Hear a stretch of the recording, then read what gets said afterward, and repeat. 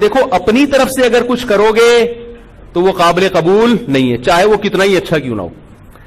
دیکھو ابھی جمعے کی نماز میں 2 رکعتیں پڑھاؤں گا انشاءاللہ. اگر میں 2 رکعت کے بجائے 3 رکعتیں پڑھا دوں، مان لو گے آپ لوگ؟ میں دلیل یہ دوں، آپ لوگ کہیں بھائی نبی صلی اللہ علیہ وسلم نے 2 رکعتیں جمعے کی پڑھی، مولوی صاحب آپ نے 3 کیوں پڑھائی؟ میں کہتا ہوں 3 سے منع کیا ہے کہیں؟ ہے بھائی کہیں نبی نے تیسری رکعت سے منع کیا؟ اور میں کہوں بدعت کی 2 قسمیں، بدعت حسنہ، بدعت سیئہ، ایک بری بدعت اور ایک اچھی بدعت.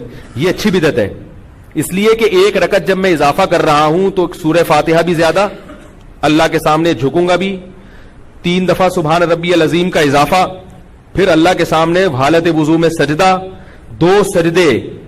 اس پہ تو آپ کو چاہیے مجھے پیسے دو مزید. بولو مولوی صاحب آپ کی جتنی تنخواہ تھی ہم نے اس میں اضافہ کر دیا کیونکہ آپ کام زیادہ کر رہے ہیں. اب ایسا ہونا چاہیے نا، کیونکہ یہ بدعت حسنہ ہو گئی نا. تو بھائی بدعت حسنہ سیئہ جو علماء نے لکھا ہے نا، وہ بدعت سے یہ اصطلاحی بدعت مراد نہیں ہے، لغوی بدعت مراد ہے کہ جس کی اصل نبی سے ملتی ہو، تفصیل نہ ملتی ہو. جیسے حضرت عمر نے 20 رکعت تراویح شروع کی، اس کو بدعت اس معنی میں کہا گیا ہے کہ نبی صلی اللہ علیہ وسلم نے تراویح شروع کر کے ختم کر دی تھی اس خوف سے کہ امت پہ واجب نہ ہو جائے. حضرت عمر، اور پھر یہ صحابہ پھر بھی پڑھتے آ رہے تھے، لیکن حضرت عمر نے کیا کیا کہ باقاعدہ دوبارہ سے صحابہ کو ایک کام پہ جمع کر دیا، ایک امام پر. تو یہ لغوی اعتبار سے بدعت کہا گیا، اس لیے کہ جو کام وقتی طور پر کسی حکمت سے ختم ہو چکا تھا، اور ختم بھی بالکل یا نہیں ہوا تھا. حضرت ابوبکر کے دور میں بھی تراویح ہوتی تھی، پڑھتے تھے صحابہ، لیکن ایک امام کے پیچھے نہیں ہوتی تھی. حضرت عمر نے ایک امام کے پیچھے جمع کی کیونکہ نبی نے جب اپنے دور میں تراویح پڑھی تو ایک امام آپ صلی اللہ علیہ وسلم تھے، باقی صحابہ سارے ان کے مقتدی تھے. تو یہ اصطلاحی اعتبار سے بدعت نہیں ہے، عین سنت ہے، سنت کو زندہ کیا ہے. لغوی اعتبار سے ڈکشنری میں اس کو بدعت اس لیے کہتے ہیں کہ ایک نیا کام تھا جو ابو بکر کے دور میں اس ترتیب سے نہیں تھا. ورنہ جو اصطلاحی بدعت ہے وہ چاہے اچھی ہو چاہے بری ہو، وہ حرام ہی ہے، وہ ناجائز ہی ہے. جیسے میں کوئی بھی کہنا بدعت کی 2 قسمیں حسنہ سیئہ، تو آپ ان سے کہیں کہ ٹھیک ہے اذان سے پہلے صلاۃ والسلام ہم پڑھتے ہیں، اگر آپ اذان کے بعد بھی شروع کر دیں لاؤڈ اسپیکر پہ تو یہ حسنہ ہے یا سیئہ ہے؟ کیا خیال ہے بھائی؟ اور ہم جو لا الہ الا اللہ پڑھتے ہیں اذان کے آخر میں، کہتے ہیں نا اللہ اکبر آخر میں لا الہ الا اللہ، اس کے بعد اگر ہم کہیں محمد الرسول اللہ، تو یہ بدعت حسنہ ہوگی سیئہ ہوگی؟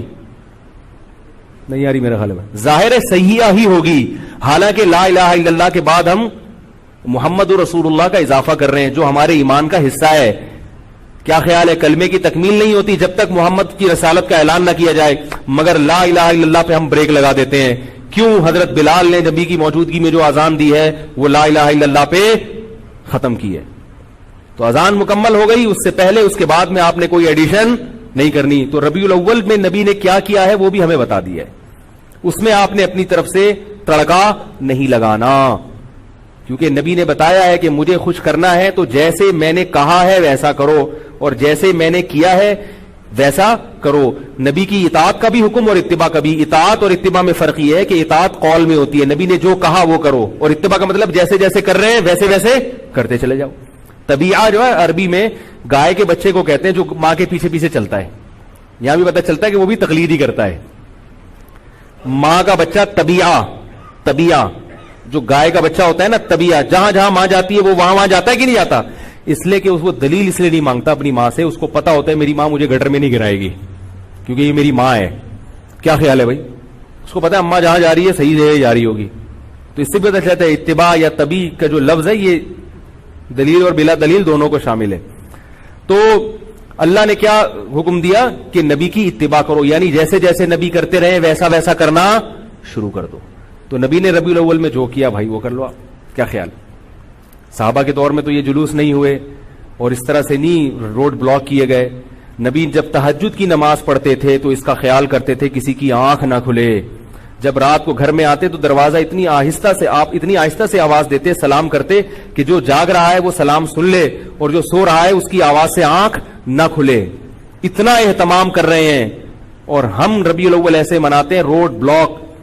میں ملیشیا میں تھا، 2-4 تاجر آئے یہاں پہ 9-10 محرم کو، ابھی جو 40واں تھا نا امام حسین کے 40ویں کے نام پہ جو بھی ان کی رسومات ہوئی ہیں، ان بیچاروں کی میٹنگ تھی یہاں, انہوں نے بتایا کہ اتنی مصیبت میں پھنس گئے. ملیشیا کے بھی بہت سے لوگ سرکاری دورے پر پاکستان آئے تھے, موبائل ہی بند, 2 دن تک امام حسین کی یاد میں موبائل بند. اب وہ تاجروں کا موبائل بند ہو جائے اور میٹنگ بھی ہو, کتنی ٹینشن ہوگی کہ نہیں ہوگی؟ ایک عذاب میں کہہ رہے ہیں یار پاکستان میں یہی مسائل ختم نہیں ہوتے, کبھی کون سا دن چل رہا ہے, کبھی کون سا دن چل رہا ہے, کبھی موبائل بند ہے, پوری قوم کے موبائل بند, ربیع الاول میں بھی. اور پھر خطرات کتنے ہوتے ہیں دہشت گردی کے, اتنے بڑے بڑے مجمع جب اکٹھے ہوں گے اور روڈ بلاک کر کے جلوس کی شکل میں جائیں گے. مجمع اگر ایک جگہ ہو نا اس کی سیکیورٹی آسان ہے, جب جلوس کی شکل میں نکلتا ہے تو دہشت گردوں کو بھی موقع مل سکتا ہے. ملک کے حالات کو دیکھا جائے اور شریعت کی تعلیمات کو دیکھا جائے تو کسی بھی طرح سے یہ چیزیں اسلام کے مزاج کے مطابق نہیں ہیں. ہاں آپ نے سیرت کے نام پہ جلسہ کرنا ہے وہ ضرور کریں. آپ جلسہ تو کبھی بھی کیا جا سکتا ہے, لوگوں کو اکٹھا کر کے نبی کی سیرت پہ بیان کیا جا سکتا ہے, مسجد میں بھی ہو سکتا ہے اور کہیں کسی کے گھر پہ بھی ہو سکتا ہے اور کوئی گراؤنڈ میں بھی ہو سکتا ہے, شادی ہال بھی بک کرا کے ہو سکتا ہے. رسول اللہ صلی اللہ علیہ وسلم کی سیرت کو بیان کرنے جیسے مسجد میں جائز ہے تو الگ سے کوئی جگہ ارینج کر کے وہ جلسہ کرنا بھی جائز ہے. ربیع الاول میں بھی جائز ہے, سفر میں بھی جائز ہے. اگر کوئی ربیع الاول میں کرتا ہے کہ بھئی اس مہینے میں کیونکہ نبی سے نسبت ہے تو بھی ٹھیک ہے, سفر میں بھی ہو سکتا ہے, ربیع الاول میں بھی ہو سکتا ہے, سب جگہ ہو سکتا ہے. کیا خیال ہے؟ باقی کام سے ایوائڈ کرنا چاہیے, تمام دوائیں بچوں کی پہنچ سے دور رکھنی چاہیے اور استعمال سے قبر بوتل کو اچھی طرح ہلا بھی لینا چاہیے. پھر بھی اگر آرام نہ آئے تو قریبی معالج سے رجوع کرنا چاہیے. کیا خیال ہے؟ یہ جو میں نے آخر میں جملہ کہا ہے نا, اس کا اس بیان سے بڑا گہرا تعلق ہے. اس کو آپ لطیفہ برائے لطیفہ نہ سمجھیں. دوبارہ نہیں سنا رہا, وقت بہت ہو گیا ہے, ٹھیک ہے؟ تو پھر بھی آرام نہ آئے تو قریبی معالج سے رجوع کریں. اللہ تعالیٰ سمجھنے کی, عمل کی توفیق عطا فرمائے. وما علینا الا البلاغ.